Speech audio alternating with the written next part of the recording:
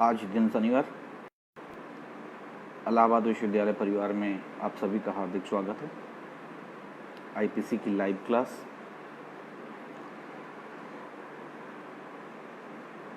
कल हम सभी जो राइट टू प्राइवेट डिफेंस पे बात कर रहे थे, ठीक है। तो एक जनरल परसेप्शन मैंने आपको बताया कल की क्लास में, और कोशिश ये की कि जो लीडिंग केसेस थे वो मैंने एक तरफ से आपको बताने की कोशिश की। और भी कई सारे लीडिंग केसेस भी हैं जो समय समय पे आपके साथ डिस्कस करते चलेंगे। देखिए, सबसे पहली बात तो ये दिमाग में अपनी अच्छी तरह से ये बात जान लीजिए कि प्राइवेट डिफेंस यानी स्वयं को सुरक्षित रखने का अधिकार जो है वो, कल भी ये बात मैंने बोली थी, आज भी, चूंकि कल का ही एक बचा हुआ हिस्सा जो है वो आज कंटिन्यू करना है। तो कल भी ये बात मैंने बोली थी कि प्राइवेट डिफेंस यानी स्वयं को सुरक्षित रखना, ये कोई पनिशमेंट की तरह से या कोई भय क्रिएट करना, ऐसा इसका कोई इंटेंशन नहीं है। इसका मात्र और एकमात्र जो इसके पीछे का कॉन्सेप्ट है वो यही इतना सा है कि अगर किसी ऐसी परिस्थिति में आप हैं और या तो आप स्वयं या अन्य कोई व्यक्ति जिसे आप जानते भी ना हो, अगर उसके जीवन पर, उसके संपत्ति पर किसी तरह का कोई खतरा है और त्वरित रूप से शासन, प्रशासन या पुलिस की मदद से कोई हेल्प नहीं की जा सकती है, तो उस समय एक सजग प्रहरी की तरह आप अपनी और अपने नियर डियर और किसी अपरिचित हर एक व्यक्ति की संपत्ति और जीवन की सुरक्षा के लिए आप एक प्राकृतिक प्रहरी की तरह आप अपने आप को पाएंगे। देखिए, इस सेक्शन का जो पीछे फिलॉसफिकल अप्रोच जो है वो यही है कि एक बंधुत्व की भावना हो। समाज इतना अभी सक्षम नहीं हो पाया है, समाज से मतलब राज्य है, ठीक है, राज्य इतना सक्षम नहीं हो पाया है और सक्षम ना होने के कारण आपको वो सारे उपाय दिए जाते हैं। आगे आज जो है, कल इसके फिलोसफिकल और जो भी केस लॉज की बातें थी वो मैंने आपके साथ डिस्कस की। आज इसके एक एक सेक्शन को पकड़ते हैं और उन सारे सेक्शन को देखते हैं उनके साथ क्या क्या हो सकता है। सेक्शन 96 जहां से right to private defence start होता है, सेक्शन 96 अपने आप में कहता है कि कोई बात अपराध नहीं है जो प्राइवेट प्रतिरक्षा के रूप में की जाए, ठीक है। यानी एक हिसाब से आप देखें इस धारा में, इसके विस्तार को आप देखें, पहली धारा ही इसके विस्तार को बताती है कि कोई भी ऐसा काम, कोई भी ऐसा कार्य जो है वो अगर प्राइवेट डिफेंस के रूप में की जा रही है तो वो अपराध की कैटेगरी में नहीं होगी। क्यों नहीं होगी? क्योंकि उसके पीछे आवश्यकता और जस्टिफिकेशन, ये दो चीज काम करते हैं। एक बात ये ध्यान रखिएगा कि राइट टू प्राइवेट डिफेंस के जो आपके अपराध हैं वो केवल और केवल आईपीसी में वर्णित अपराधों के लिए ही है। ये ध्यान में रखिएगा कि राइट टू प्राइवेट डिफेंस का जो अधिकार आपको मिल रहा है ये आईपीसी में जो भी अपराध वर्णित हैं उनके लिए ही एप्लीकेबल होगा, ठीक है। ये बात विशेष तौर से आप ध्यान रखिएगा। तो धारा 96 ये कहते हैं कि कोई भी कार्य जो प्राइवेट प्रतिरक्षा में, सेल्फ डिफेंस में किया जाए वो अपराध नहीं है, ठीक है। इसका विस्तार बहुत है। जो भी अपराध हो रहा है, अगर आपराधिक कृत्य आईपीसी में वर्णित है और आईपीसी में वर्णित किसी कृत्य को किया जा रहा है, कोई एक्टस रियस हो रहा है और वो एक्टस रियस किसी व्यक्ति के, चाहे वो आप स्वयं हो या कोई अन्य व्यक्ति भी हो, ठीक है, उसकी संपत्ति और जीवन संबंधी कोई ट्रबल क्रिएट कर रहा है, कोई प्रॉब्लम क्रिएट कर रहा है, तो right to private defence generate हो जाता है, ठीक है। और आप उस क्रिया के अगेंस्ट प्रतिक्रिया अपनी दे सकते हैं। इसके तुरंत बाद जो हमारा नेक्स्ट सेक्शन है, सेक्शन 97। सेक्शन 97 जो है वो ये कहता है कि धारा 99 के निर्बंधनों के अधीन रहते हुए। सेक्शन 97 जो है वो दो पार्ट में क्लासिफाई हो गया है। एक क्लास जो है, पहला क्लास इसका जो है वो शरीर की संपत्ति, शरीर की सुरक्षा के बारे में बात करता है, और दूसरा पार्ट जो है वो प्रॉपर्टी की, संपत्ति की सुरक्षा के बारे में बात करता है।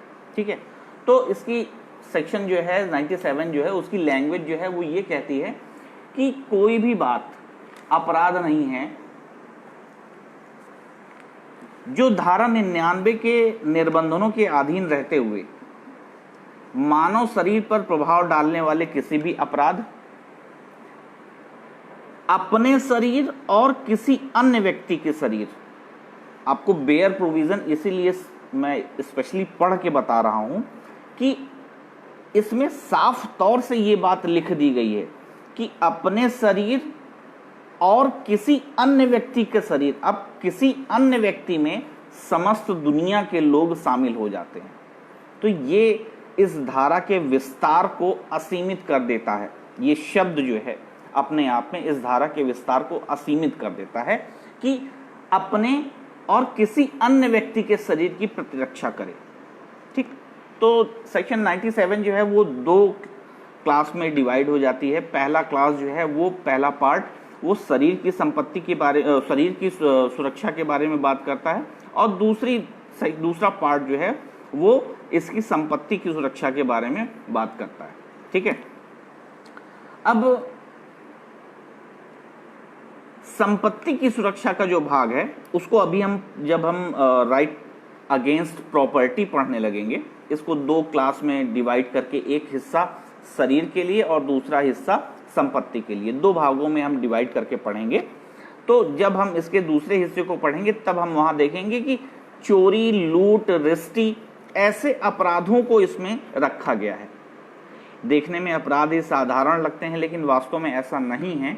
इसकी ग्रेविटी को हम थोड़ा सा और डिटेल में जाके देखेंगे। अभी हम बात करते हैं शरीर से संबंधी सुरक्षा के बारे में, यानी शरीर के विरुद्ध जो अपराध हो रहा है उस अपराध के प्राइवेट डिफेंस यानी सेल्फ डिफेंस के बारे में हम बात करते हैं।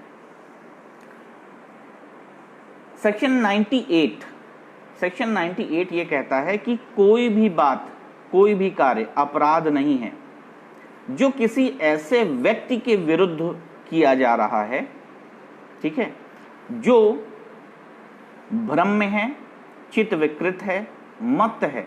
ऐसी स्थिति में अगर वो कोई कार्य कर रहा है तो उस स्थिति पे भी आपको राइट टू प्राइवेट डिफेंस होता है। देखिए, एक सामान्य सी उदाहरण आप ऐसा समझें कि ए जो है वो विधिक रूप से चित्त विकृत है और ए ने बी के ऊपर अपनी उस चित्त विकृति की स्थिति में, अनसाउंडनेस की स्थिति पे बी पर चाकू लेके हमला कर दिया। आपने धारा 84 पढ़ा है। धारा 84 साफ कहती है कि ऐसे अनसाउंडनेस के साथ ए ने जो काम किया है, वो अगर वो हत्या कर भी देता है उस चित्त विकृति यानी अनसाउंड माइंड के अंतर्गत, अगर वो बी की हत्या कर भी देता है तो बी की हत्या के लिए अनसाउंड होने के कारण उसे किसी तरह से कोई दंड नहीं मिलेगा। क्यों? क्योंकि धारा 84 का उसे लाभ मिल जाएगा। लेकिन धारा 98, सेक्शन 98 ये कहती है कि अगर कोई व्यक्ति चित्त विकृत है, भ्रम में है, भूल में है, और तब उसके द्वारा जो कार्य किया जा रहा है उस कार्य से आपके शरीर के लिए कोई हानि, कोई क्षति हो सकती है, तो आपको वही अधिकार होगा जैसे कि कोई सामान्य व्यक्ति वो कार्य कर रहा है। ठीक है, जो अभी आपसे उदाहरण लिया कि ए मान लीजिए अनसाउंड माइंड है और उसने बी पर चाकू से हमला कर दिया, और अब बी के पास राइट टू प्राइवेट डिफेंस होगा। भले ए अनसाउंड है, लेकिन इस बात से कोई फर्क नहीं पड़ता। बी अपने जीवन की सुरक्षा के लिए अगर युक्ति युक्त हो तो एक ही हत्या तक कर सकता है, ये जस्टिफाई होगा, ये विधि की और आवश्यकता या समय की जो आवश्यकता है उसके अनुरूप होगा। ठीक है, देखिए धारा 98 के पीछे का जो कॉन्सेप्ट है वो कॉन्सेप्ट बड़ा सिंपल सा है, सामान्य सा है।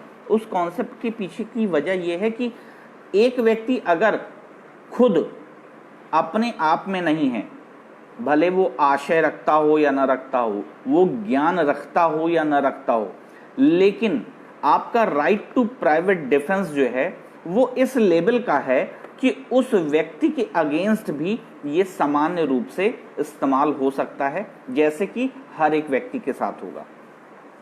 तथ्य की भूल में अगर कोई व्यक्ति आके कोई कार्य कर रहा है, ठीक है, और उस तथ्य की भूल में कार्य करते हुए अगर कोई ऐसा कार्य हो जाता है जिससे कि किसी अन्य व्यक्ति की संपत्ति या शरीर के प्रति कोई अव्यवस्था हो जाती है, तो वहां भी ऐसी ही स्थिति होगी। जैसे मान लीजिए ए एक पुलिस अधिकारी है, ठीक है, और वो बी को गिरफ्तार कर रहा है। बी को गिरफ्तार करते समय उसे ऐसा अनुमान है कि बी जो है वो सी है, ठीक है, तो एक तो सेक्शन 76 यहां अप्लाई कर जाएगा, तो यानी जो पुलिस अधिकारी है उसका कार्य कोई अपराध नहीं होगा। ठीक है, फिर उसी के बाद धारा 99 अप्लाई हो जाएगी। धारा 99 क्या है, जस्ट इसके बाद अभी हम आपको बता रहे हैं। धारा 99 ये कहती कि अगर कोई पुलिस अधिकारी अपने पदीय कार्य में कोई कार्य कर रहा है, अपने पोस्ट को होल्ड करते समय अगर कोई कार्य कर रहा है और उस कार्य के दौरान मृत्यु या घोर उपहति होने की आशंका नहीं है, तो राइट टू प्राइवेट डिफेंस नहीं जनरेट होगा। जो पुलिस अधिकारी जो कार्य कर रहा है उस कार्य को हमें सपोर्ट करना होगा। एक तरह से धारा 99 पुलिस अधिकारियों के प्रति एक व्यवस्था भी बनाती है ताकि एडमिनिस्ट्रेशन जो है वो बढ़िया तरीके से चल सके। तो अभी धारा 99 को हम आके डिटेल में पढ़ते हैं। अभी सिर्फ इतना सा कहने का मतलब है कि अगर धारा 98 सेक्शन 98 के अनुसार अगर कोई कार्य किया जा रहा है और कार्य करने वाला व्यक्ति भ्रम में है, तथ्य की भूल में है, चित्त विकृत है या अन्य किसी तरह से कोई आपराधिक कार्य करने का आशय सृजित नहीं कर सकता है, उस व्यक्ति के विरुद्ध भी आपको वैसा ही अधिकार होगा अपने या किसी अन्य व्यक्ति के जीवन को बचाने का जैसे एक सामान्य व्यक्ति के विरुद्ध होता है। ठीक है, देखिए एक दो चीजें और इसको थोड़ा सा डिटेल में हम चल के देखें।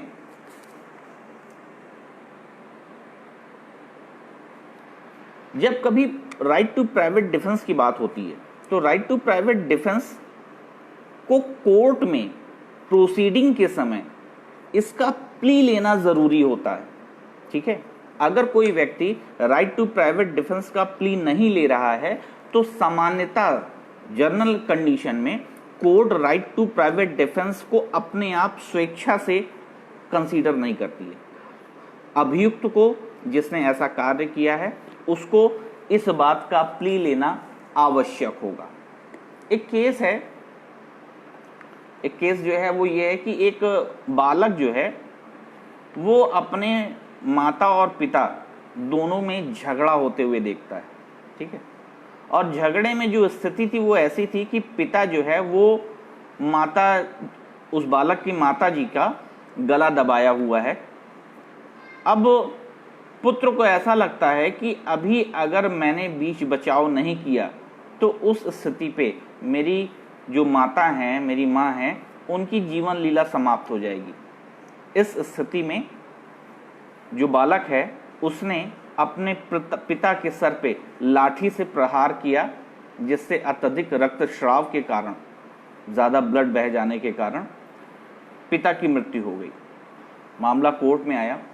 कोर्ट में साफ तौर से ये कहा कि एक पुत्र का अपने माता के प्रति बहुत स्नेह होता है और उस स्नेह के कारण अगर पुत्र को ये लगता है कि उसकी माँ का जीवन खतरे में है और उस कंडीशन में अगर उसने अपराध कर दिया जो मृत्यु या किसी की मृत्यु कारित कर देने तक है, तो ये कोई अपराध नहीं है, राइट टू प्राइवेट डिफेंस में इसका बचाव मिलेगा। ठीक है, केस का नाम आप नोट कर लें, फैक्ट जो थे वो सेम यही थे। ठीक है, केस का नाम जो है वो है रोजी, ROSC रोजी,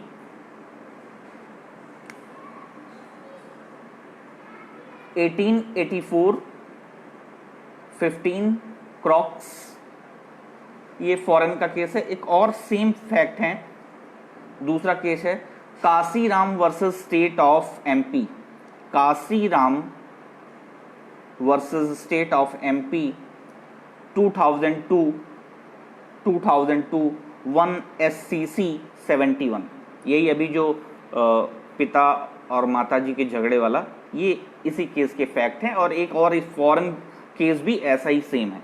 ठीक है, तो साफ बात यह है कि आप राइट टू प्राइवेट डिफेंस में अपना और किसी अन्य व्यक्ति के जीवन को भी आप बचा सकते हैं। एक केस है चतुर सिंह का केस, आपने सुना भी हो, शायद पढ़ा भी हो। चतुर सिंह का केस जो है वो कुछ ऐसे उसके फैक्ट हैं कि एक स्त्री जो है वो अपने मायके गई, मैरिड थी, शादीशुदा थी, तो वो अपने मायके गई और मायके जाने पे उसके हस्बैंड, उसका पति जो है वो पत्नी के मायके से उसे बुलाने के लिए गया। चूंकि दोनों में थोड़ी अनबन हो गई थी, पत्नी वापस अपने ससुराल यानी अपने पति के घर नहीं जाना चाहती थी। इस स्थिति पे पति ने पत्नी का हाथ पकड़ा और उसे खींचता हुआ अपने घर ले जाने लगा। वहीं पास में उस स्त्री का भाई और उसके पति दोनों खड़े थे। उस स्त्री का भाई यानी जो पति था, उसका साला, उसने एक चाकू उठाया और उस स्त्री के पति के सीने में भोंक दिया। अत्यधिक रक्तस्राव के कारण तत्काल मृत्यु हो गई। मैटर कोर्ट में आया। ठीक है, कोर्ट में यह साफ तौर से कहा गया कि किसी स्त्री, वो चाहे बहन हो या कोई अन्य महिला भी हो, राह चलते हुए कोई महिला हो, अगर उसे बलपूर्वक खींचा जा रहा है, ले जाया जा रहा है, तो ये अपहरण, किडनैपिंग का कार्य सारे एलिमेंट बन रहे हैं। और जैसे कि अभी आप सेक्शन 100 में पढ़ेंगे, 7 कंडीशन ऐसी हैं जिन कंडीशनों में किसी व्यक्ति की हत्या कर देना न्यायोचित होगा।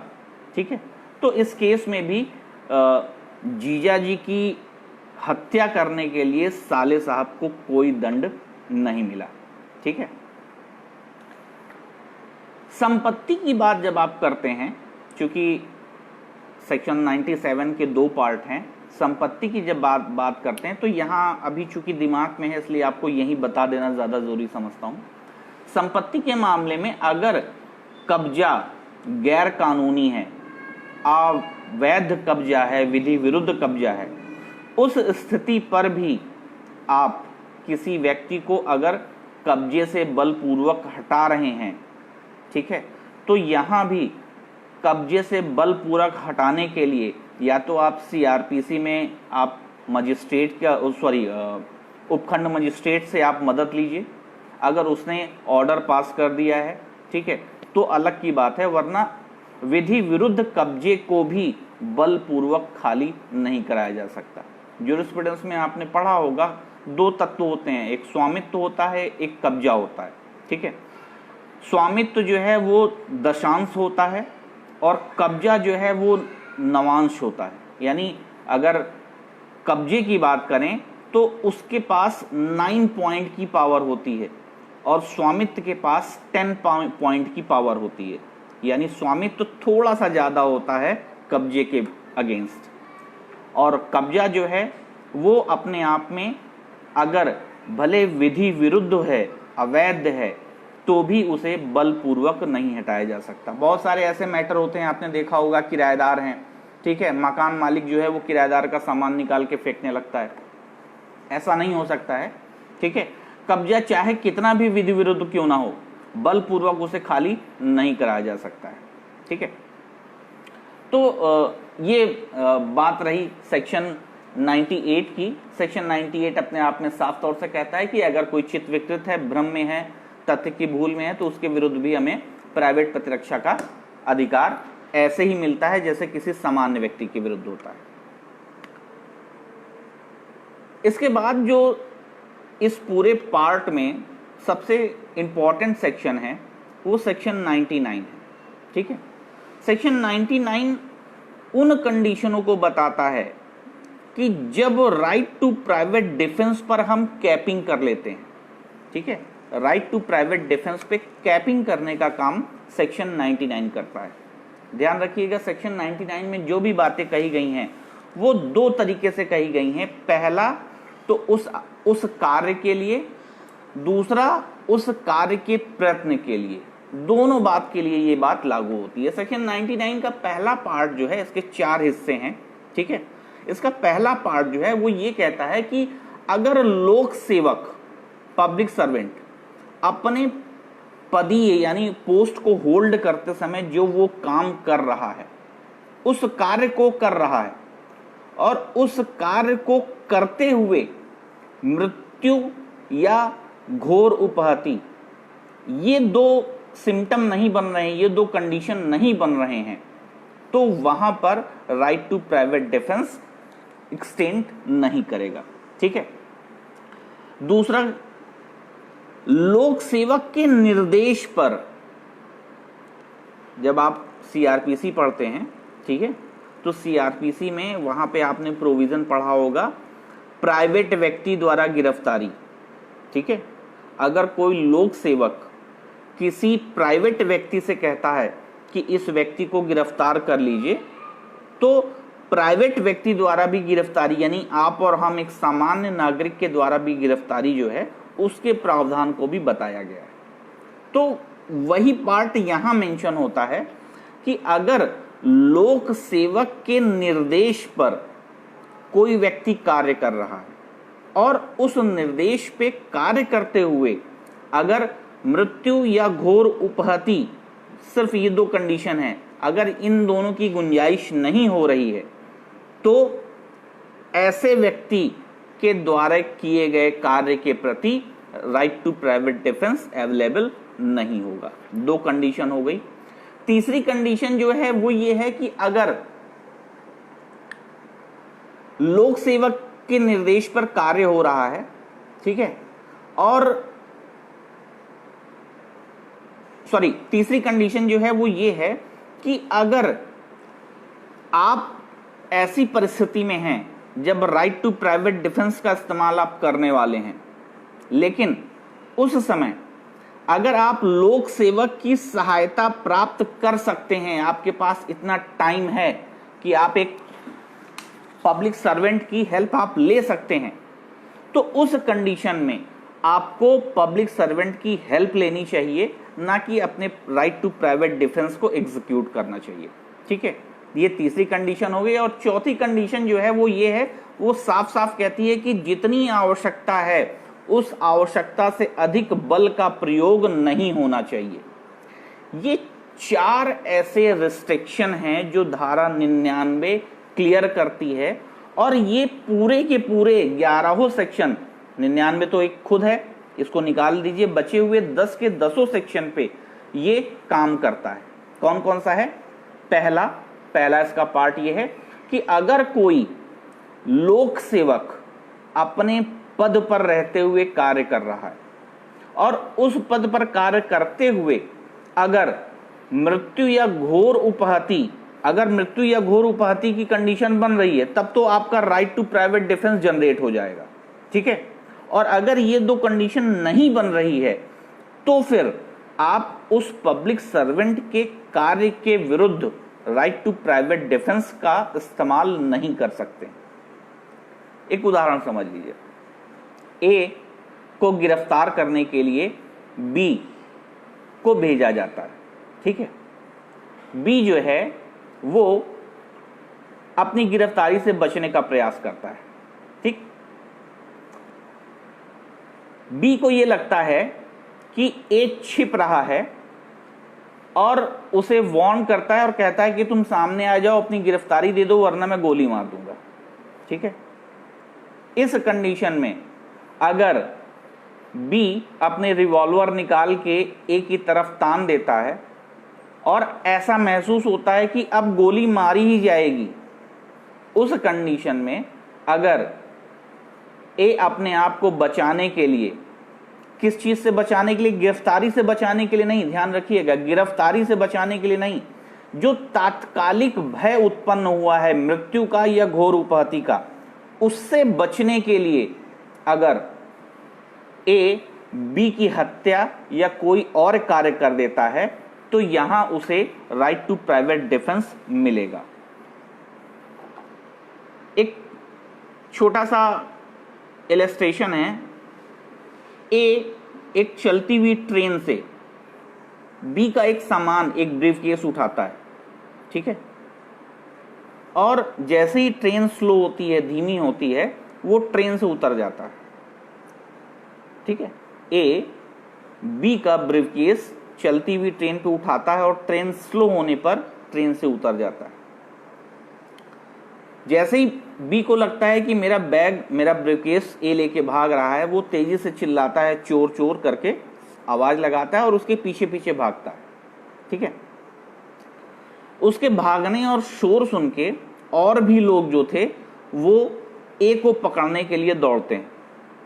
ठीक है, ए जिसके हाथ में अभी तक ब्रीफकेस है, उसने ब्रीफकेस को फेंक दिया। ठीक है, फेंक दिया और भागने लगा। अभी भी लोग उसका पीछा कर रहे हैं। ठीक है, ऐसी कंडीशन पे अगर ए को ये लगता है कि ये भीड़ मुझे पकड़ लेगी और मुझे घोर उपहति, ग्रेवियस हर्ट कर सकती है, उस कंडीशन में ए ने कुछ पत्थर उठाए और भीड़ की तरफ फेंकना शुरू कर दिया। एक पत्थर जेड नाम के व्यक्ति के सर पे लगा, उसका सर फूट गया और अत्यधिक रक्तस्राव के कारण उसकी मृत्यु हो गई। क्या ए ने कोई अपराध किया है? इसका जवाब है कि ए ने चोरी के प्रयत्न का तो अपराध किया है, लेकिन जो कार्य उसने पत्थर फेंका है वो अपने राइट टू प्राइवेट डिफेंस में उसने इस पत्थर को फेंका है, इसलिए हत्या का उस पर अपराध नहीं होगा। ठीक है, सिर्फ और सिर्फ एक अपराध उसके ऊपर बनेगा, वो बनेगा चोरी के प्रयत्न का। ठीक है, तो कहने का सिर्फ यहां ये मतलब है कि अगर पुलिस अधिकारी या कोई भी लोक सेवक है, उसके विरुद्ध कोई कार्य किया जा रहा है और उसमें मृत्यु या घोर उपहति, इन दोनों चीज का भय अगर है, उसी समय मृत्यु और उसी समय घोर उपहति का भय है, तो उस लोक सेवक के विरुद्ध भी हमें right to private defence generate हो जाएगा।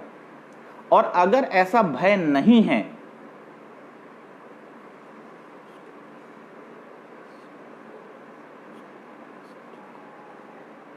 जी विक्रम, मैं आता हूं, आपकी इस बात पे आता हूं, मैं इस चीज को कंप्लीट कर लूं। ठीक है, तो अगर जो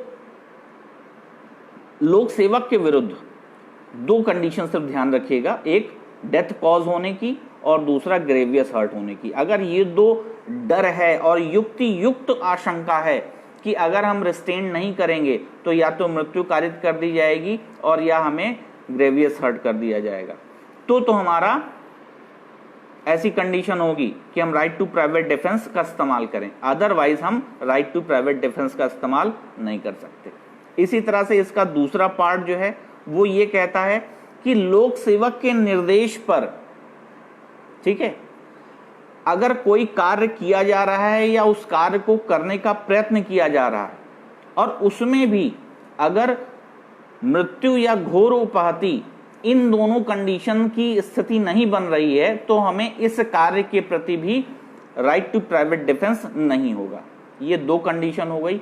तीसरी कंडीशन जो है वो साफ तौर से ये कहती है कि अगर हम ऐसी कंडीशन में हैं जहां हम पुलिस अधिकारी की सहायता ले सकते हैं, ठीक है, हमें ऐसी सूचना मिली कि 2 घंटे के बाद हमारे ऊपर जानलेवा खतरा है, आशंका है कि हमारे ऊपर कोई ऐसा प्राण से रिलेटेड, जान से रिलेटेड कोई ऐसी घटना होने वाली है, और उसके बाद भी हम लापरवाही से घूमते रहें और जब कोई आए तो हम अपनी प्राइवेट डिफेंस की बात करें, तो हमारे पास पर्याप्त समय था पुलिस के पास जाके, लोक सेवक के पास जाके इस घटना के बारे में, इस घटना को टालने के लिए हमारे पास पर्याप्त समय था। और उसके बाद भी अगर हमने लोक सेवक की सहायता नहीं ली तब राइट टू प्राइवेट डिफेंस हमारा नहीं होगा, ठीक है।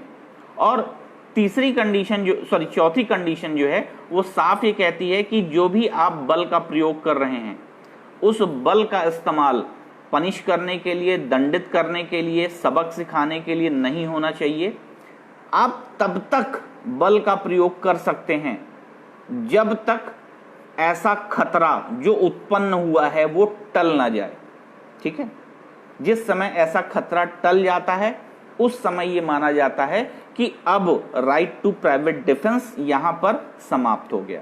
और उसके बाद भी अगर कोई कार्य आप कर रहे हैं तो फिर आप उसे दंडित कर रहे हैं, उसे प्रताड़ित कर रहे हैं, इसके लिए आपको जो भी पनिशमेंट होगा वो मिलेगी, ठीक है।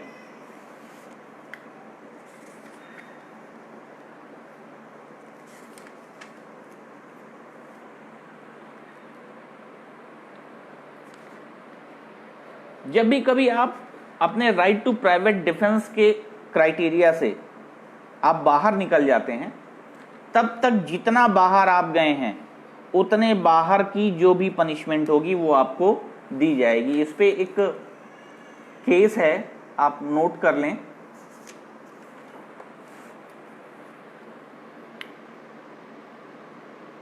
नारायण, केस ऑफ नारायण,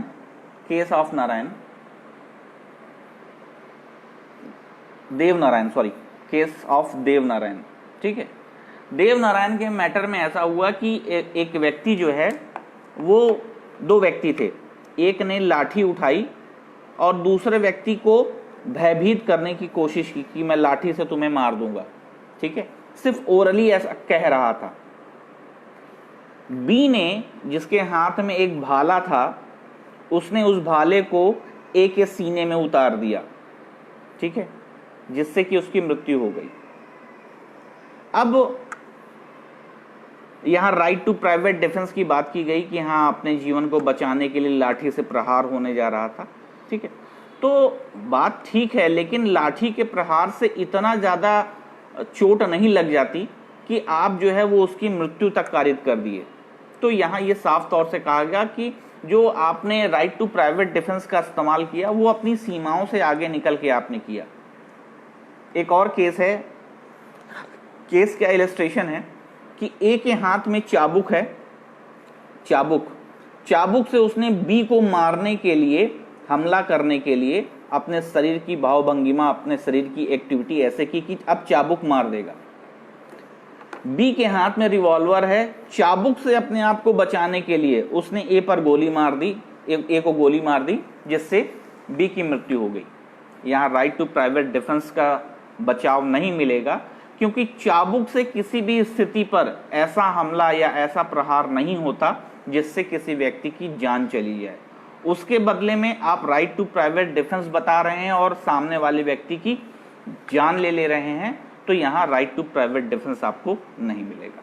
तो धारा 99 सेक्शन 99 वो परिस्थितियां बताती हैं जिसके अंदर रहते हुए राइट टू प्राइवेट डिफेंस का आपको इस्तेमाल करना होगा, ठीक है। इसके तुरंत बाद सेक्शन 100 की बारी आ जाती है, और 100 जो है वो साफ तौर से कहता है, 99 में एक केस और है, आप नोट कर लें, मुन्ने खां 1970 का ये केस है, ठीक है।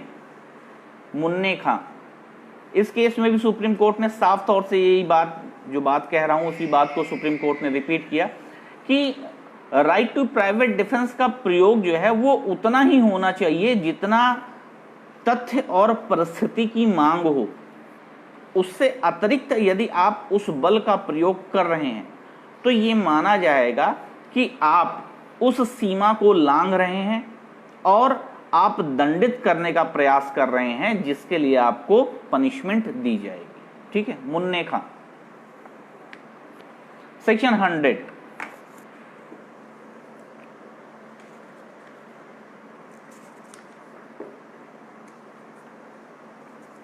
सेक्शन 100 जो है वो साफ तौर से ये कहती है कि अगर किसी व्यक्ति के विरुद्ध, नीचे 7 ऑफेंसेस दिए गए हैं, 7 ऐसे कारण दिए गए हैं। Yes, it's depend of fact. जी, बात सही है। कभी कभी चोट जो होते हैं, मृतक की चोट और उन चोटों की संख्या, उनकी गंभीरता भी राइट टू प्राइवेट डिफेंस को बताती है। ठीक है जी, आप सही कह रहे हैं कि right to private defence matter of a fact. ठीक है, तो चोटों की संख्या, चोटों की प्रकृति और कितनी चोटें हैं, कितनी गहरी हैं, इन सब बातों पे भी राइट टू प्राइवेट डिफेंस के फैक्ट जो हैं वो कंसीडर किए जाते हैं।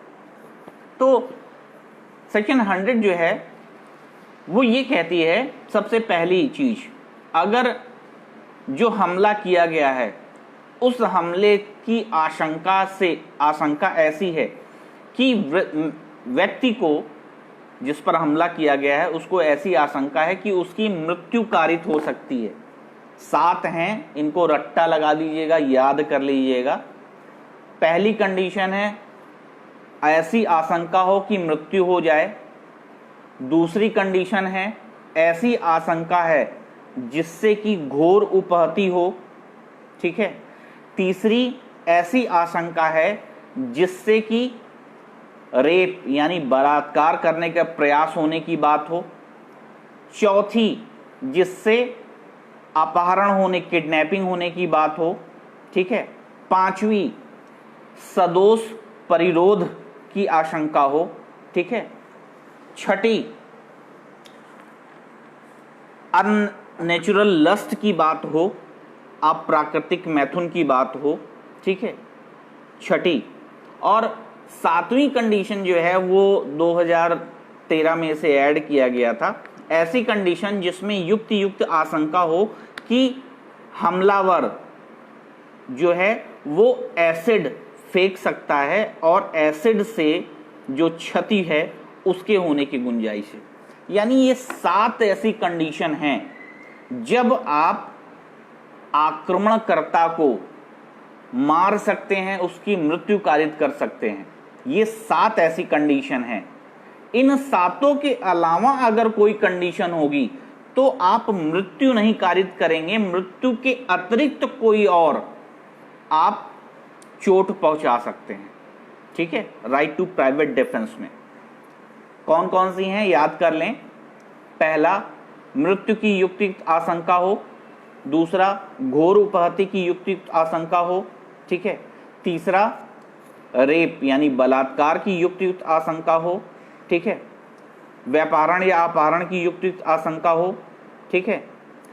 अप्राकृतिक मैथुन, अननेचुरल लस्ट की आशंका हो। सदोष परिरोध की आशंका हो। और 7वां, एसिड थ्रो, एसिड फेंके जाने की आशंका हो। इन 7 परिस्थितियों में ऐसा प्रतीत होता है कि धारा 99 के निर्बंधन यहां भी होंगे। धारा 99 के निर्बंधन की अगर हम पुलिस की सहायता पा सकते हैं, ठीक है, या हमारे पास युक्त अवसर है, तो इन 7 कंडीशन में हम जो आक्रमण करता है उसकी मृत्यु भी कारित कर सकते हैं। ये 7 कंडीशन है, पीटी में खूब पूछे जाते हैं। ठीक है।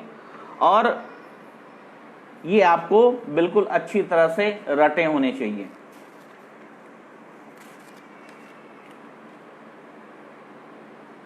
इसके बाद सेक्शन 101 जो है वो ये बताती है कि धारा 101 ये बताती है कि कब तक ऐसी मृत्यु जो है उसका विस्तार कब तक बना रहेगा, यानी कब तक ऐसे अधिकार का विस्तार मृत्यु से भिन्न कोई अन्य अपहानि तक होगा।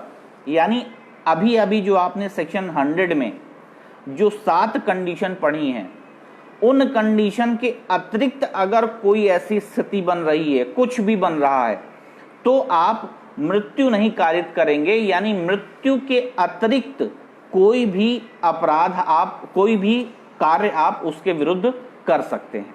ठीक है, राइट टू प्राइवेट डिफेंस में सेक्शन 101 इसी के बारे में बात करता है।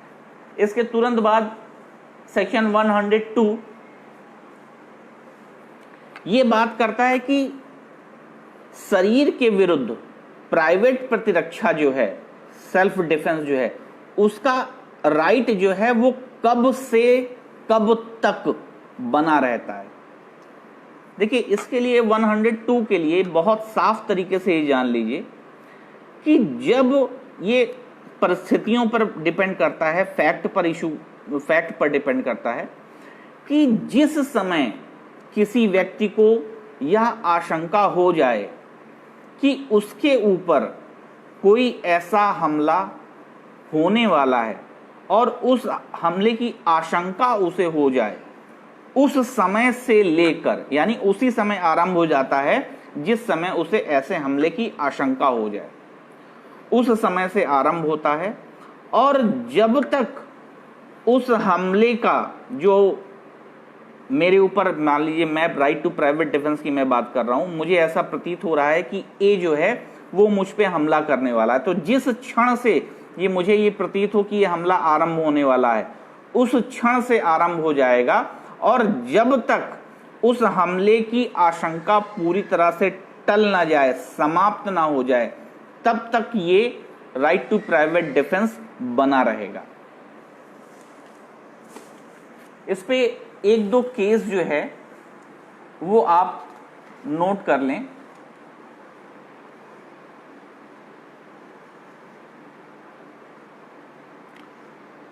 Martin versus state of Kerala, Martin versus state of Kerala 2004 2 SCC 203।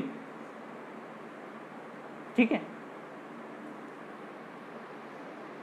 इस केस में ये कहा गया कि अगर खतरा जो है वो इतना सन्निकट है, इतना पास है कि उसे क्लासिफाई नहीं किया जा सकता कि कब से वो आरंभ हुआ, किस क्षण से आरंभ हुआ, उसे क्लासिफाई नहीं किया जा सकता, तो जैसे ही अभियुक्त के ज्ञान में आएगा उसी पल इसे मान लिया जाएगा कि हाँ ये खतरा जो है वो हम पे है। जैसे उदाहरण के लिए मैं अभी आपसे बैठ के बात कर रहा हूं, आपसे डिस्कस कर रहा हूं, और अचानक से कोई व्यक्ति मेरे पीछे आ जाए और उसके हाथ में कोई खतरनाक वस्तु हो, उस कंडीशन में जब तक तो मैं उसे नहीं देखूंगा तब तक तो मुझे ज्ञान नहीं होगा, लेकिन जैसे ही वो मैं देख लूंगा, मेरे सन्निकट आ जाएगा, मेरे पास आ जाएगा, और जैसे ही मैं देख लूंगा उसी समय राइट टू प्राइवेट डिफेंस का जो अधिकार है वो सृजित हो जाएगा। और अगर मुझे ऐसी आशंका है कि इस हमले से मेरी जान जा सकती है, ठीक है, वही 7 कंडीशन जो आपने 100 में पढ़ी है, ठीक है, उनमें से कोई भी चीज हो सकती है, तो ऐसे हमले को रोकने के लिए राइट टू प्राइवेट डिफेंस मेरा जो होगा वो उस हमलावर की मृत्यु तक होगा। और अगर इन 7 कंडीशन के अतिरिक्त मुझे ऐसा एहसास होता है, ठीक है, कि 7 के अतिरिक्त कोई घटना हो सकती है, तो मृत्यु को छोड़कर मैं कोई अन्य अपहानि उसे पहुंचा सकता हूं। ठीक,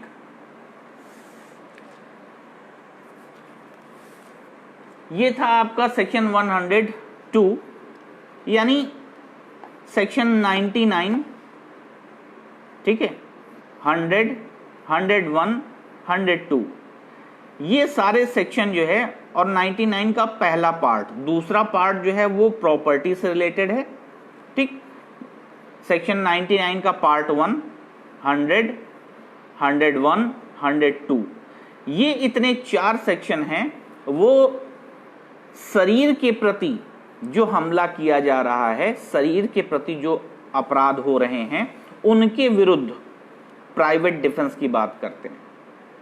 उसी के तुरंत बाद फिर संपत्ति से संबंधित मामले स्टार्ट हो जाते हैं, और संपत्ति से संबंधित मामलों में सेक्शन 97 का सेकंड पार्ट, 99 तो हर जगह कॉमन है ही, ठीक है, 97 का सेकंड पार्ट, उसके बाद फिर 103, 104, ठीक है, ये आपके, और साथ में 105 भी है, ठीक है। ये 4 सेक्शन जो हैं वो आपकी संपत्ति के विरुद्ध आपको जो प्राइवेट प्रतिरक्षा मिलती है, राइट टू प्राइवेट डिफेंस मिलता है, उसके बारे में बात करते हैं। देखिए, सेक्शन 103 जो है वो ये कहता है कि कोई ऐसा कार्य, ठीक है, कोई ऐसा कार्य जिसमें पहली कंडीशन है लूट, ठीक है, दूसरी कंडीशन जो है वो रात्रि गृह भेदन, ठीक है, हाउस ब्रेकिंग एट नाइट दूसरी कंडीशन है, ठीक है, तीसरी कंडीशन है अग्नि द्वारा रिष्टि, और चौथी कंडीशन है चोरी, रिष्टि या गृह अत्याचार, ठीक है, चौथी कंडीशन इसकी है। यानी इन 4 परिस्थितियों में संपत्ति से संबंधी जो राइट टू प्राइवेट डिफेंस है वो सृजित होता है, वो जनरेट होता है। देखिए, साफ सी बात है, क्या ये 4 ही अपराध ऐसे हैं जिनके खिलाफ हमें मिल सकता है? पहला तो ये सवाल आता है दिमाग में। फिर दूसरा, चोरी के विरुद्ध कैसे होगा? कोई मेरी एक पेंसिल चुरा के चला जाए तो क्या मैं उसकी मृत्यु कारित कर सकता हूं? जब आप इस सेक्शन को 103 को जब आप सही तरीके से पढ़ेंगे तो आप पाएंगे कि इन परिस्थितियों में युक्त आशंका हो, ठीक है, चाहे वो लूट हो, चाहे अग्नि द्वारा रिष्टि हो, ठीक है, इन परिस्थितियों में युक्त आशंका होगी कि अगर प्रतिरोध ना किया जाए तो आक्रमणकर्ता किसी व्यक्ति के जीवन को समाप्त कर सकता है। उस कंडीशन में, इन परिस्थितियों में कौन कौन सी परिस्थितियां हैं? लूट, रात्रि गृह भेदन, अग्नि द्वारा रिष्टि, चोरी, अत्याचार, ठीक है। और इन चारों परिस्थितियों में अगर ऐसा महसूस हो रहा है कि,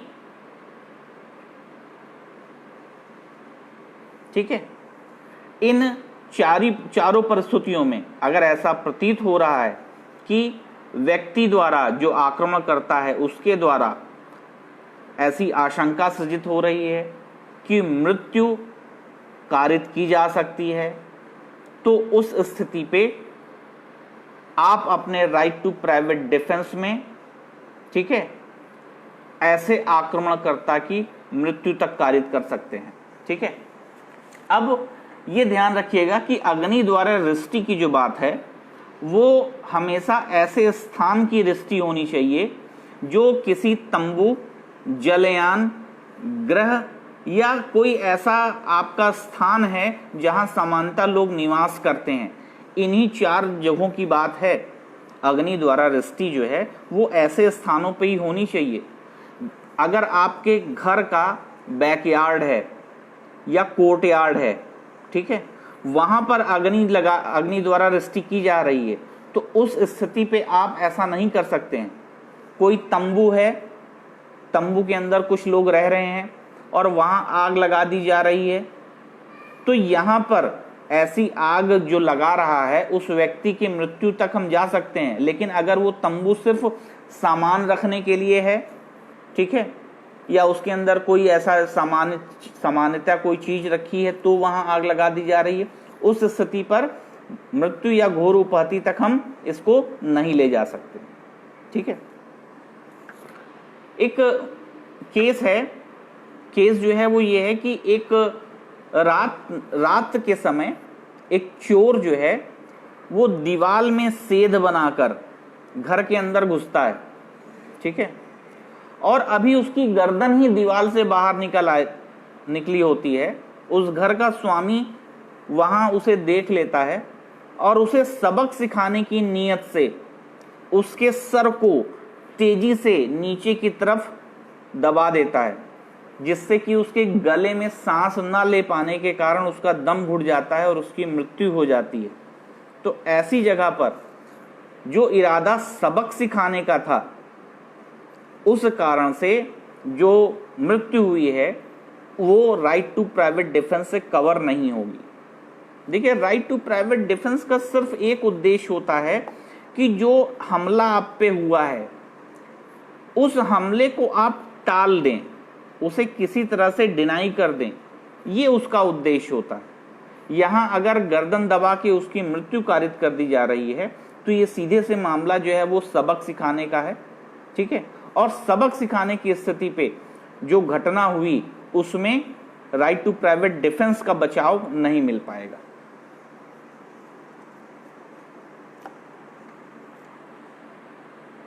Jassa Singh versus state of Haryana, Jassa Singh versus state of Haryana 2002 SCC 2002 का ये केस है। इस केस में साफ तौर से सुप्रीम कोर्ट ने ये कहा कि आपराधिक अतिचार, ध्यान रखिएगा कभी कभी पीटी में कंफ्यूज करने के लिए इसे डाल दिया जाता है, आपराधिक अतिचार और गृह अतिचार दोनों में अंतर है, ठीक है। आपराधिक अतिचार और गृह अतिचार दोनों में अंतर है। तो गृह अतिचार हाउस ब्रेकिंग में आपको डेथ या ग्रेवियस हर्ट कॉज करने की परमिशन होगी, ठीक है, आपराधिक अतिचार में नहीं होगी, ठीक है। तो Jassa Singh versus state of Haryana के केस में सुप्रीम कोर्ट ने यही कहा था कि आपराधिक अतिचार के मामलों में मृत्यु या घोर उपहति करने पर राइट टू प्राइवेट डिफेंस का फायदा नहीं मिलेगा। सेक्शन 104 जो है वो भी सेक्शन 102 की तरह है, ठीक है, 102 की तरह, सॉरी 101 की तरह है। वो भी ये कहती है कि अगर ये जो 4 तरीके के अपराध बताए गए हैं इसके अलावा कोई अपराध हो रहा है, ठीक है, कोई और कृत्य हो रहा है, तो उस कंडीशन में आप मृत्यु या घोर उपहति के अतिरिक्त कोई क्षति आप आक्रमणकर्ता को आप पहुंचा सकते हैं। लेकिन मृत्यु या घोर उपहति सिर्फ जो ऊपर सेक्शन 103 में बताई गई हैं उन्हीं 4 कंडीशन में ही आप ये कर सकते हैं। बाकी जगह मृत्यु या घोर उपहति के अतिरिक्त आप कोई और कार्य, कोई और हानि आप पहुंचा सकते हैं। ये आपका सेक्शन 104 बताता है। सेक्शन 105 थोड़ा सा इंपॉर्टेंट है, समझ लीजिएगा। ये बताता है कि संपत्ति के विरुद्ध प्राइवेट प्रतिरक्षा का अधिकार जो है वो कब आरंभ होता है और कब तक बना रहता है, ठीक है।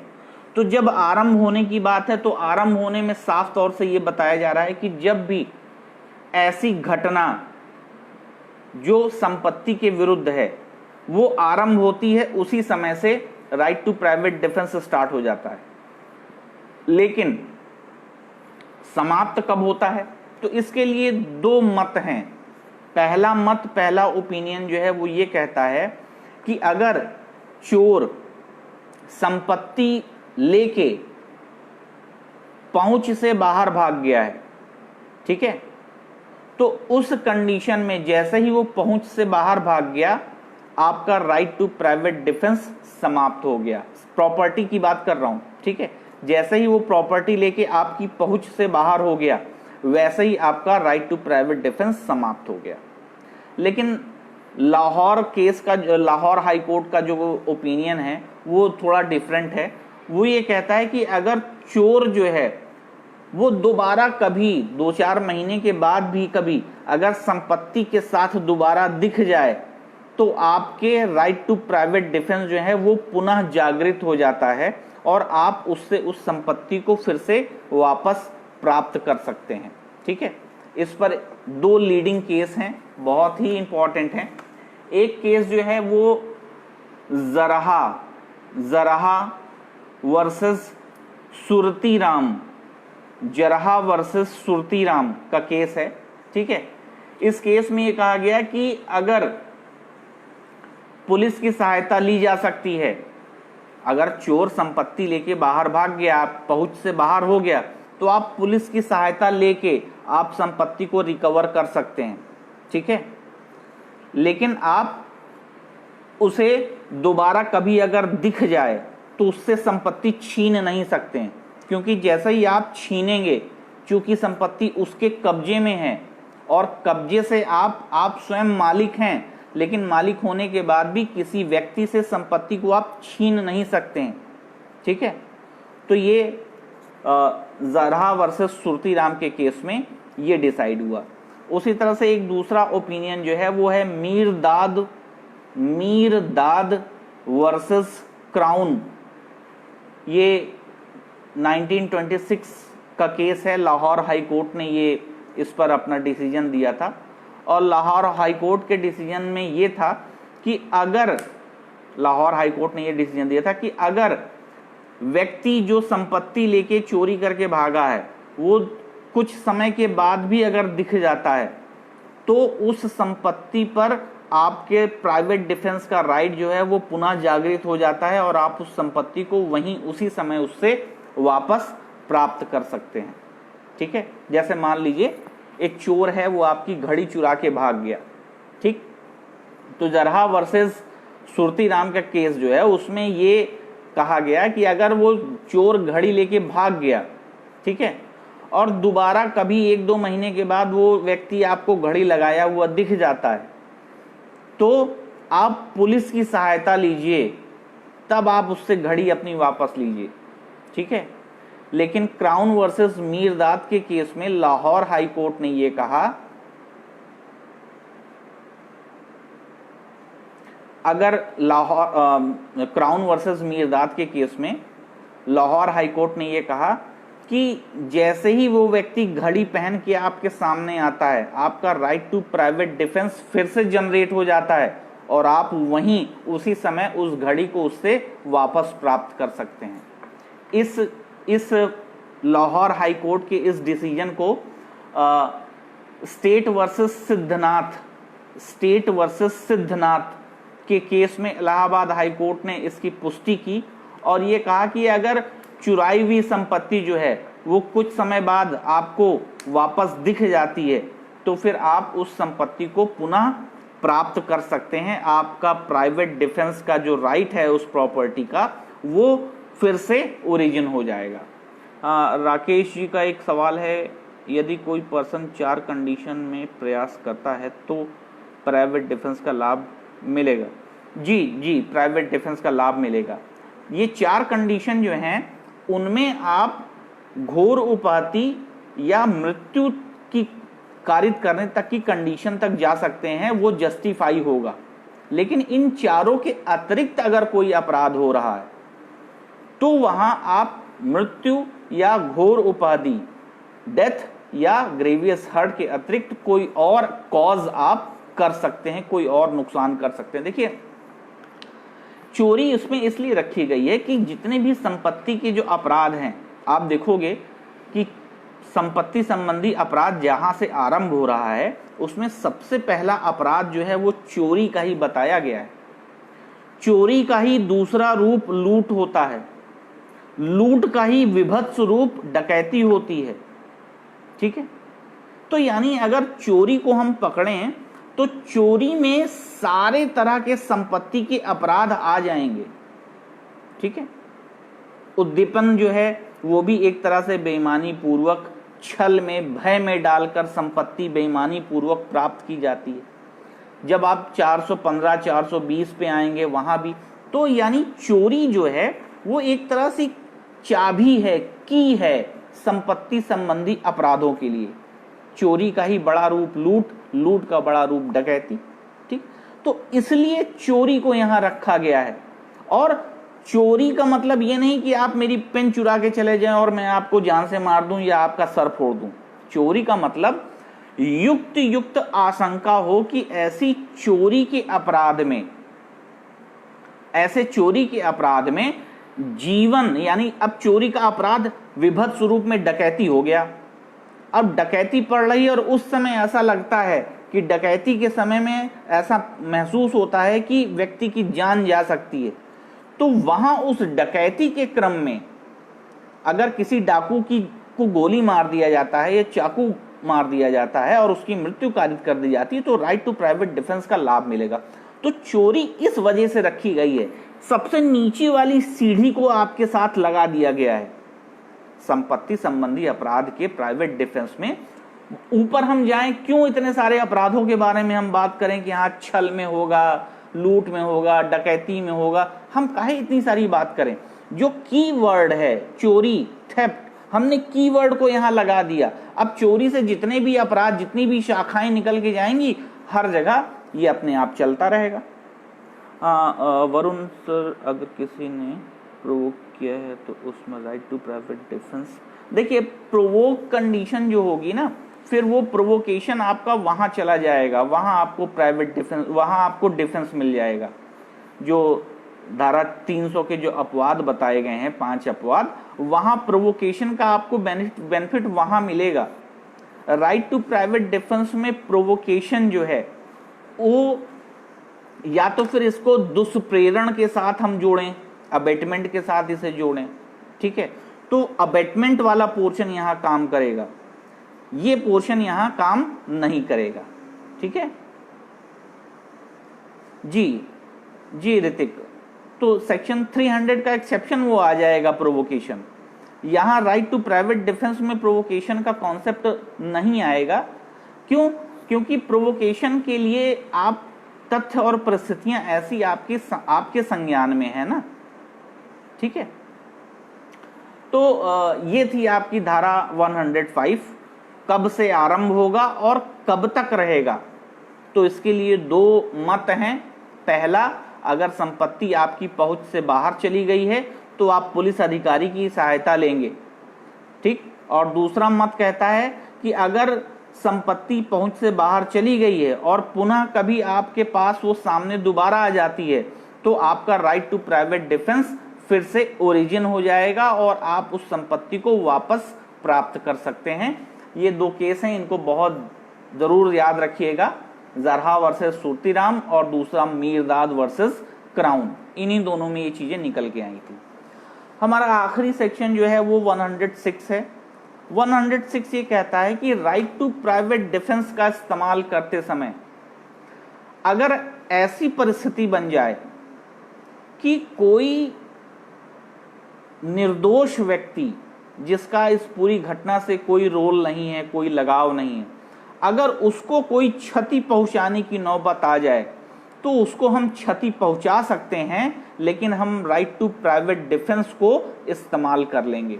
फॉर एग्जाम्पल, ए को, जो एक पुलिस अधिकारी है, ठीक है, डाकुओं की टोली ने घेर लिया, ठीक है, ए जो पुलिस अधिकारी है डाकुओं की टोली ने घेर लिया और वहां आसपास कुछ महिलाएं और कुछ बच्चे भी हैं जिनका इस पूरी घटनाक्रम से कोई रोल नहीं है, कोई मतलब नहीं है।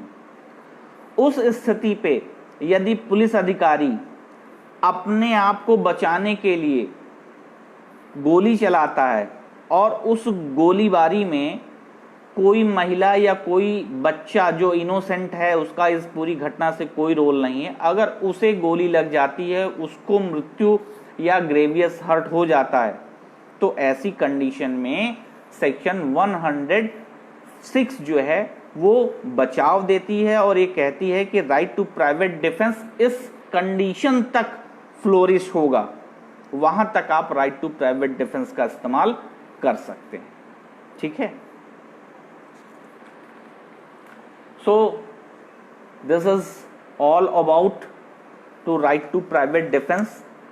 अगर आपके जहन में कोई सवाल हो, हालांकि ये टॉपिक ऐसा था, सच मेरी इच्छा तो थी कि इसको कम से कम 2-3 दिन आपको पढ़ाऊं, लेकिन थोड़ा शॉर्ट में लेके चलना पड़ा, सेक्शन पकड़ के चीज़ों को बता के समझा के आगे बढ़ना चला।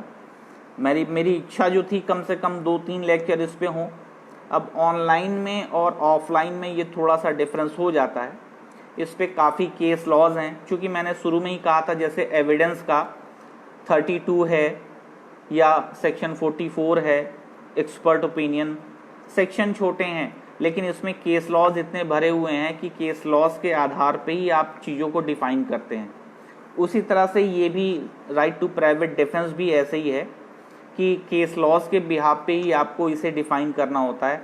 जो आपके मेंस में सवाल इसमें से बनते हैं वो ध्यान रखिएगा। सवाल जो बनते हैं वो ये होते हैं कि संपत्ति संबंधी प्राइवेट प्रतिरक्षा का अधिकार कब आरंभ होता है, कब तक बना रहता है और किन परिस्थितियों में संपत्ति से संबंधी अपराधों में मृत्यु या घोर उपहति कारित की जा सकती है। ठीक है, देखिए साफ सी बात है, क्वेश्चन या तो बनता है प्रॉपर्टी से रिलेटेड या फिर बॉडी से रिलेटेड। ठीक है, बॉडी से रिलेटेड जो ऑफेंसेस हैं उनके लिए क्या उपचार हैं और प्रॉपर्टी से रिलेटेड जो ऑफेंसेस हैं उनके लिए क्या उपचार हैं। जब दोनों में से कोई भी क्वेश्चन आपका मेंस में मिले तो सबसे पहले सेक्शन 96 आप पूरा बताओगे। ठीक है, 96 पूरा बताने के बाद 97 आप पूरा बताओगे, क्योंकि 97 में ही इसके दो पार्ट हो जाते हैं, दो क्लास अलग अलग हो जाता है। पहला जो है वो बॉडी से रिलेटेड बताता है और दूसरा जो है वो प्रॉपर्टी से रिलेटेड बताता है। ठीक है, तो 96 आप पूरा एलिब्रेट करोगे, 97 आप पूरा एलिब्रेट करोगे। अब यहां से अगर शरीर से संबंधी अपराध के बारे में क्वेश्चन है तो फिर यहां से आप 98, 99, 100, 101, 102 इसको डिफाइन कर दोगे। ठीक है, ये दो ब्रांच हो जाएगी, 96 और 97 कॉमन है। ठीक है, अब इसके बाद इसकी दो ब्रांचेस हो जाएंगी। ठीक है, एक ब्रांच प्रॉपर्टी रिलेटेड हो जाएगी, ठीक, और दूसरी बॉडी रिलेटेड। बॉडी रिलेटेड में आपकी सेक्शन 98, 99, 100, 101, 102 ये पूरा का पूरा पार्ट चला जाएगा आपका बॉडी रिलेटेड मैटर में। और उसके बाद फिर 103, 104, 105 ये पूरा पार्ट चला जाएगा आपका प्रॉपर्टी रिलेटेड मैटर में। और फिर लास्ट में 106 जो है वो कॉमन है, इसमें पूछा जाए तो इसमें भी आप बता दोगे, उसमें पूछा जाए तो उसमें भी बता दोगे। तो क्वेश्चन की फ्रेमिंग जो होगी वो कुछ ऐसे होगी। ठीक, जब आप 96 बताओगे तो मैंने आपको कल काफी सारे केस लॉज बताए थे, तो 96 बताओगे तो काफी सारे केस लॉज जो हैं वो वहीं मेंशन कर दोगे। 97 जब आप बताओगे तो 97 में वो कॉन्सेप्ट याद रखिएगा जो मैंने आपसे डिस्कस किया था कि इंडियन लॉ में, आईपीसी में हर व्यक्ति के लिए है। ठीक है, मैं किसी को नहीं जानता, सामने एक व्यक्ति खड़ा है मैं उसको जानता तक नहीं, लेकिन उसके लिए भी मैं प्राइवेट डिफेंस का इस्तेमाल कर सकता हूं। लेकिन ब्रिटेन में ऐसा कॉन्सेप्ट नहीं है। वहां केवल माता पिता, पुत्र पुत्री, स्वामी सेवक, ठीक है, ये कुछ बड़े क्लोज रिलेटिव और नेबर, पड़ोसी, कुछ क्लोज रिलेटिव जो हैं सिर्फ उनके लिए ही हम राइट टू प्राइवेट डिफेंस का इस्तेमाल कर सकते हैं। लेकिन भारत में आप सड़क पे चल रहे हैं, एक ऐसी महिला है, एक ऐसा युवक है, ऐसा वृद्ध है जिसको आप जानते तक नहीं, उसके लिए भी राइट टू प्राइवेट डिफेंस का आप इस्तेमाल कर सकते हैं। और ये अपने आप में बहुत बड़ी बात है, ये छोटी बात नहीं है। तो आईपीसी में राइट टू प्राइवेट डिफेंस को बहुत बहुत हाई टेम्परामेंट पे रखा गया है। उसके बाद आप ये सारी बातें बता सकते हैं कि भाई ये आईपीसी के लिए एप्लीकेबल होगा। ठीक है, फिर हुदा जो है उन्होंने बताया है कि राज्य कितना भी शक्तिशाली हो जाए, हर एक व्यक्ति के पीछे पुलिस अधिकारी नहीं लगा सकता, हर एक बलवे दंगे की जगह पर पुलिस अधिकारी की तैनाती नहीं कर सकता। इसलिए बेंथम ने कहा है कि प्रत्येक व्यक्ति जो है वो प्राकृतिक या नैसर्गिक एक सुरक्षक है, प्राकृतिक सुरक्षक है, यानी सिक्योरिटी है उसके पास, यानी वो अपनी सुरक्षा करे और अपने साथ अन्य व्यक्तियों की सुरक्षा करे। ये बेंथम ने दिया था, उसकी किताब में दिया हुआ है, वो लेजिस्लेशन, क्या नाम है, दिमाग से स्किप हो रहा है, उस बुक में ये दे रखा है। तो इन सारे फिलॉसफी को थोड़ा सा आप बता दीजिए। सेक्शन 96 में केस लॉज बता दीजिए, थोड़ी सी केस लॉज बता दीजिए 96 में। उसके बाद 97 में आइए, 97 में थोड़ी सी फिलॉसफी हुदा को बता दीजिए, बेंथम को बता दीजिए, इंडियन और ब्रिटिश जो अंतर है वो बता दीजिए। और उसके बाद फिर यहीं से आपके क्वेश्चन के दो पार्ट हो जाएंगे। अगर आपसे प्रॉपर्टी पूछा जा रहा है तो प्रॉपर्टी के लिए आप 103, 104, 105, धारा 99, क्योंकि धारा 99 के निर्बंधन हर जगह लागू रहेंगे, ठीक है। तो धारा 99 और 103, 104, 105 बता दीजिए। और अगर प्रॉपर्टी बॉडी से रिलेटेड है तो फिर सेक्शन 98, 99 आपको बताना ही बताना है। 99, 100, 101, 102 ये 4 सेक्शन बता दीजिए। लास्ट में चाहे ये हो प्रॉपर्टी हो चाहे बॉडी हो, सेक्शन 105 को ब्रीफ कर दीजिए, आपका फुल क्वेश्चन एकदम बढ़िया तरीके से तैयार हो गया। ऑब्जेक्टिव खूब इसमें से पूछे जाते हैं, इसमें केस लॉज जो होते हैं वो पूछे जाते हैं, ठीक है। तो आई थिंक इतना है। और फिर आगे अब इसके बाद जो नेक्स्ट टॉपिक आपके साथ होगा वो अबेटमेंट होगा। अबेटमेंट को पढ़ेंगे, ये भी इम्पॉर्टेंट है, ठीक है। थोड़ा सा कॉम्प्लिकेटेड भी है लेकिन इसको भी देखा जाएगा, ठीक। तो ये सारा स्टेटस है। लेकिन आप सबसे एक रिक्वेस्ट ये रहेगी मेरी कि जैसे कौस्तुभ आप लोगों से बार बार ये कहते हैं कि आप लोग बाकी और क्लासेस जो हैं उन क्लासेस को भी करें, ठीक है। पहली चीज़ ये। दूसरी चीज़ ये कि आप वास्तव में अपने लिए पढ़िए बेटा। रिक्वेस्ट है ये, अब बड़ा समझ के रिक्वेस्ट कर रहा हूँ या जो भी कह लो, ठीक है। आप पढ़िए। आपको पता है अभी देखिए लाइट चली गई, ठीक है, या जो भी टीचर आपको यहाँ पढ़ा रहा है, ऑनलाइन पढ़ा रहा है, वो अपने कितना टाइम अपने सारे कामों को रोक के आपको समय दे रहा है। क्यों समय दे रहा है? उसको क्या लाभ है? सिर्फ एक लाभ है कि इलाहाबाद विश्वविद्यालय की हम सभी शाखाएं हैं, पत्तियां हैं, इस वटवृक्ष को और बड़ा बना सकें। यही तो एक, और कोई लाभ नहीं है, ठीक है। हाँ, कभी कहीं मिल जाएंगे, मुलाकात हो जाएगी, सलाम दुआ हो जाएगी, किसी पद पर आप बैठे रहेंगे, देख के आपको प्रसन्नता होगी। लेकिन यकीन जानिए जिस दिन इस परीक्षा ये जो आज इस समय से लेके जब तक आप सफलता के पायदान को चढ़ नहीं जाते तब तक आपकी जीवन की परीक्षाएं हैं। मौसम परीक्षा लेता है, परिवार परीक्षा लेता है, समाज परीक्षा लेता है, ठीक है। हर अपना परीक्षा लेता है, हर आपको जानने वाला आपकी परीक्षा लेता है। सवाल होते हैं, कब तक तैयारी करोगे? अरे कुछ रिजल्ट पॉजिटिव आया कि नहीं आया? पढ़ते लिखते नहीं हो? बहुत सारे सवाल हैं जो शून्य में घूमते रहते हैं। कभी कभी बड़ा यहाँ से ज़्यादा यहाँ प्रहार करते हैं, ठीक है। ये कटु सत्य है, हम सभी इस दौर से गुजरे हैं, इसलिए अनुभव है। तो करिए, कोशिश करिए। धीरे धीरे आपका प्रयास है ना, दिखेगा आपको, एक दिन रंग लाएगा। हाँ, एक बात से समझौता कभी ना करिएगा, कंटिन्यूटी से। आप लगातार सतत अपना प्रयास करते रहें, ठीक है।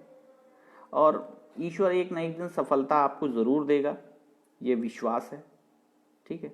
और एक और रिक्वेस्ट आपसे होगी, भले आप बड़े आदमी बने ना बने, लेकिन एक अच्छे इंसान, अच्छे नागरिक जरूर बने।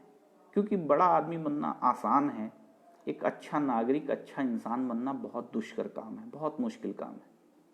कोशिश ये करिए कि अच्छे इंसान भी रहें, अच्छे नागरिक भी रहें। और जैसे ही नागरिक होते हैं तो हमारी देश के प्रति, अपने समाज के प्रति, अपने परिवार के प्रति बहुत सारी जिम्मेदारियां हमारे साथ जुड़ जाती है। जैसे ही नागरिक शब्द हम इसमें इस्तेमाल कर लेते हैं। Please kindly tell us the time class of all this. Ravi ji को कोई बता दीजिएगा। रवि जी, आप टेलीग्राम का ग्रुप जो है वो आप ज्वाइन कर लीजिए, आपको बराबर वहाँ सूचनाएं मिलती रहेंगी, ठीक है। तो इन्हीं सारी शुभेच्छुओं के साथ शुभ रात्रि। अगले शुक्रवार को फिर मिलते हैं, ठीक है। तब तक के लिए गुड नाइट, थैंक यू।